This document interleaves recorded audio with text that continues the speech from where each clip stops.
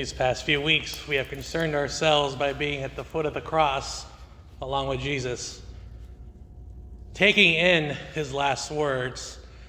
And tonight, we look at the sixth of those words. It is finished.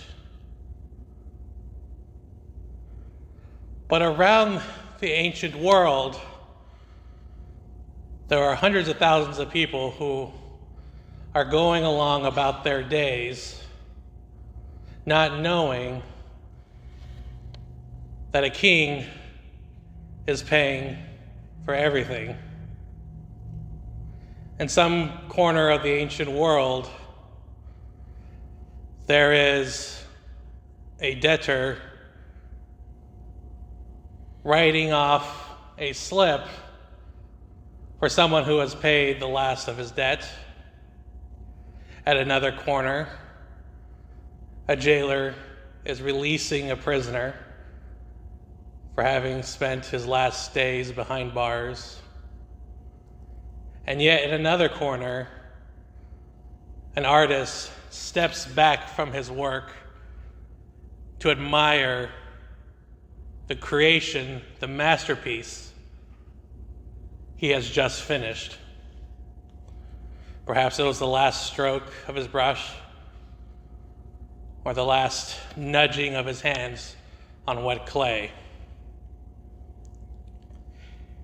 Yet these four unknown people have one common thread that unites them. And it's this topic, that thread is the same topic as today's words. It is finished. If you look at the original Greek that St. John writes, and I mention St. John in particular because he is the only one who records these three words of Christ, they all boil down to the same Greek word, telestai. Telestai. It is an uncommon word with a very uncommon part of speech. It is known as the pluperfect, which is very rare in English, and it also is very rare that one of the four evangelists would use this part of speech. Pluperfect, and this is something they don't tell you in seminary, that one day you'll become a grammar teacher. But pluperfect means that some action that has been done at a certain fixed point in time will continue on. That an action that has been done at a certain point in time, the effects continue on. And it's a very rare part of speech for a very rare occurrence, the death of God. Telestai. And it's used in a few different ways. In that one first corner we looked at, we see the debtor forgiving the person who has paid the last. And in the ancient world, that debtor would write on the slip of how much money he owed, telestai. You do not owe me anymore. In that second part of the world, when the jailer lets go the enslaved, the jailed, they hear the words they've longed to hear, telestai. You are no longer imprisoned. Your sentence is finished. And in that third part of the world, with the artist who steps back and beholds his masterpiece and says, telestai. Not because that might be the last masterpiece he does, but because it is perfect. There is nothing more that needs to be touched to create this. this work of my hands is finished. And all these things will forever be finished. There's no coming back to the person who owes and looking for more money or interest. There's no looking to the jailer, to the jail, and saying, you need to spend more time behind bars. And there's no looking to the artist saying, oh, you missed a spot. You should touch up this corner. And yet the true embodiment of all those corners is found at the cross,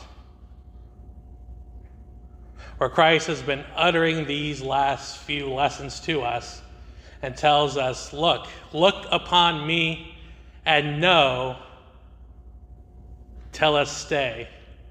Look upon me and know that it is finished. Whatever debt you owe, tell us stay. Whatever jail time you deserve because of your sins, tell us stay. Whatever you have missed because your will was not aligned to God's, tell us stay. All these things are embodied to their fullest at the cross. And it's fitting that these things have to be done at the cross. It's fitting that blood has to be spent and shed because sin lives in the blood. And so it is through the shedding of the blood that it can become forgiven, that it can be spent. When we look at Christ, we can see many different aspects and sides of him. At the cross, we see this sort of divine irony at play. Here is a man bent and broken, and the words of Psalm particularly express this reality. I can count all my bones. He can count all the places his bones has been broken and fractured. And this is the image of a man who is healer. We look at him stripped of everything. They cast lots for my clothes. Man who has no monetary wealth at all, and yet he pays all of his debt. This man who is the son of a carpenter has become the artist par excellence. And all this culminates at the cross. Tell us stay. It is finished. In his humanity, it is finished because he sheds his blood for all mankind. And in his divinity, tell us stay. There will not be a need for another sacrifice because his divinity is suffused throughout all of time and throughout all people. Tell us stay.